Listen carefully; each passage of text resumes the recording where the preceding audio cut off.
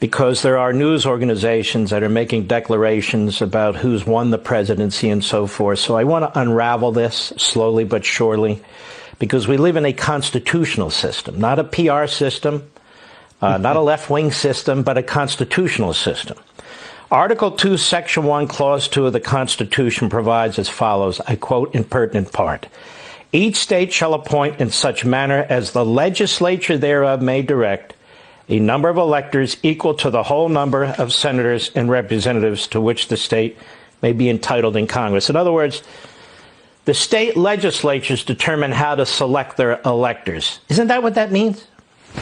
That's exactly what it means, Mark. And it got lost in the Pennsylvania shuffle. The founding generation sitting in Philadelphia undoubtedly thought, well, should we have the state Supreme Court make the determination? No, we want what? This is a very democratic with a small d approach. We want the legislatures, those closest to the people, the state legislatures. They're the bosses, not the governor. And what happened in Pennsylvania over these recent weeks is a constitutional travesty. Governor Wolf tries to get his reforms, his vision, as he was entitled to do, through the legislature of the Commonwealth of Pennsylvania. He failed. He then goes to the state Supreme Court, which by a divided vote accepted the substance of what Governor Wolf was doing and then added their own nooks and crannies as well. Happily, in recent days, we've seen Justice Samuel Alito step in as a single justice. He has the power to do it. And essentially, in a very short order, say the legislature is the boss. What the governor did, this is my interpretation, is utterly unconstitutional. What the Pennsylvania Supreme Court did is utterly unconstitutional. It's just clear as the words that you just read. Exactly right. In fact, to count every vote may be a crime. It may even be a crime under federal law. It's definitely a crime under state law if that is, and here's the key word, illegal. And that's why you see, and it's shameful that Vice President Biden's people and the vice president himself are saying count every vote and selling a lot of T-shirts.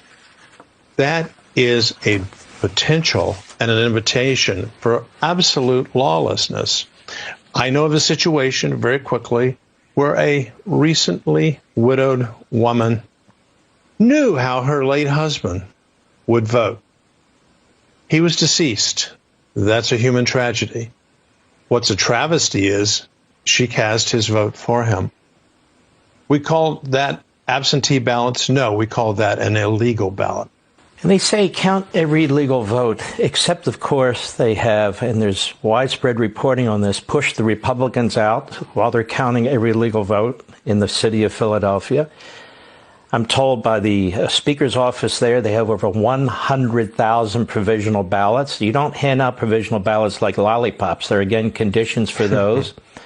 Right. I'm gravely concerned, Judge Starr, that what's happening here is all of the checks and safeguards that have been built into the electoral process by the Constitution, by state constitutions, and by state legislatures are being litigated away. You know, Donald Trump was selected president in 2016. We knew he had won. He wasn't actually selected at 2 a.m. or 3 a.m. the next morning, but we knew he had won because it was overwhelming.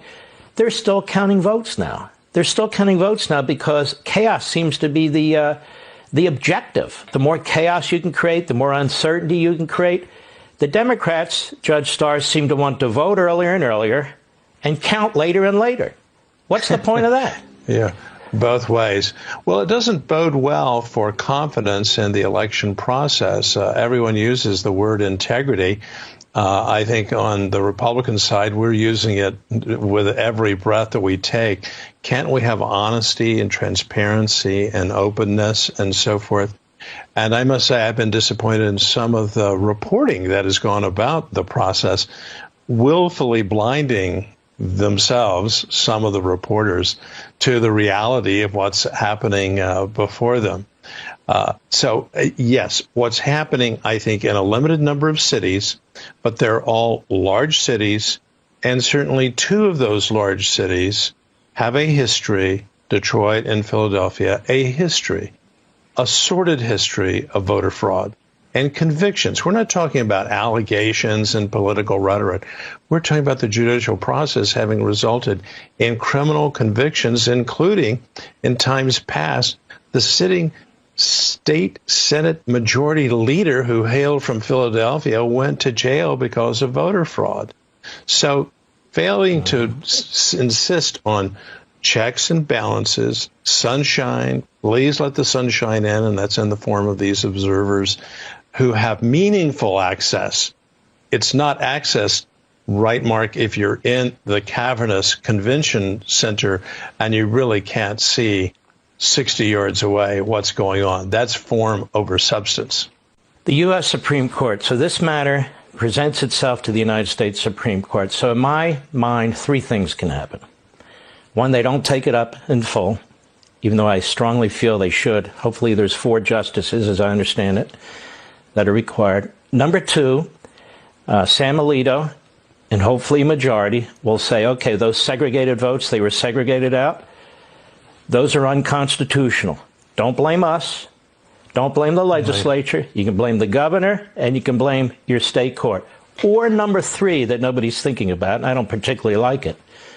The court could say, look, those segregated votes from our perspective are unconstitutional, but we're going to leave it to the United States Congress to determine whether they're unconstitutional or not, and the state legislature is free to send its own list of electors based on the original statutory election laws. We'll now know how many because they're segregating the votes. If, in fact, the President of the United States won under the existing law before it was changed by the state Supreme Court. In other words, there could be 2 sets of electors set, one certified by the governor, one certified by the legislature under the federal Constitution, and Congress can sort it out. What do you think of those 3 possibilities? Right. Heaven forbid for 2 of them. On the one that I think is the more or most likely is that the Supreme Court will now do its duty in the Pennsylvania case, because it was very clear from the outset that what the governor did and what the state Supreme Court did was utterly unconstitutional. So it's a lawless act. And at this stage, the Supreme Court has a solemn duty in light of the nature of the issue and the stakes at hand, has to take the case. And I think, by the way, the earlier determination by Justice Alito to call a halt to any counting, if that had begun, of these set-aside ballots, the ones that I view as illegal. They're just illegal. They don't and should not count. His determination to do that is a signal. It's not an assurance, but it's a signal that a majority of the Supreme Court would uphold what Justice Alito has done. We'll see. That's a guess, but it's a reasonably educated guess.